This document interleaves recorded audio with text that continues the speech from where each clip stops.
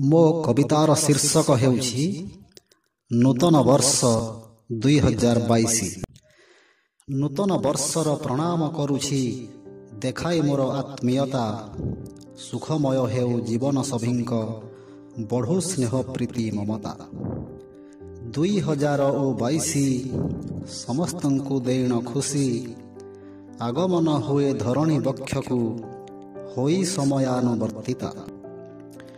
ତାଙ୍କ ଆଗମନେ ହରଷିତ ହୋଇ, ପୂର୍ବାକାଶେ ସୂର୍ଯ୍ୟ ଦେବତା ଉଦୟ ହୁଅନ୍ତି ନାଲି କିରଣରେ, ଧରାକୁ ଦେଇ ଉଜ୍ଜ୍ୱଳତା।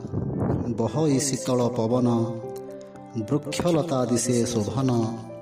ସତେକି ପ୍ରକୃତି ନୂତନ ବର୍ଷର ଆଣିଦେଲା ଶୁଭ ବାରତା। ନଈ କୂଳେ କୂଳେ ବନେ ଉପବନେ, ଭୋଜିରେ ଲୋକଙ୍କ ବ୍ୟସ୍ତତା। ସେମାନଙ୍କ ମୁଖେ ହସ ଭରିଯାଏ, ମନରେ ଜାଗେ ପ୍ରଫୁଲ୍ଲତା। ଯନ୍ତ୍ରଚୁଙ୍ଗା ଗୀତ ରତାଳେ, ନାଚିଥାନ୍ତି ମଜାରେ ଘୋଳେ। ଦେହର ଶୀତଳ ଦୂରେଇ ଯାଇ, ରକ୍ତରେ ଆସେ ଉଷ୍ମତା। ସମୟ ଅଟଇ ପରିବର୍ତ୍ତନଶୀଳ, ନଥାଏ ତାହାର ସ୍ଥିରତା।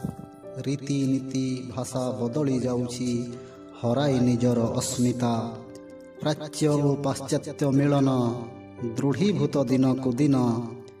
ହେଲେ ବଞ୍ଚାଇବା ଆମରି ସମ୍ପର୍କ, ବିଭିନ୍ନତା ମଧ୍ୟରେ ଏକତା। ଅନେକ ଧର୍ମ ଅନେକ ଭାଷା, ଆମ ଦେଶ ମହନୀୟତା।